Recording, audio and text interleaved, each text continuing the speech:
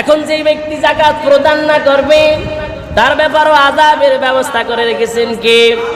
কুরআনুল কারীম আল্লাহ রাব্বুল আলামিন বলেন, ওয়াল্লাযীনা ইয়াকনিজুনাজ যাহাবা ওয়াল ফিদ্দাতা ওয়ালা ইউনফিকুনাহা ফী সাবিলিল্লাহ ফাবাশশিরহুম বিআযাবিন আলীম।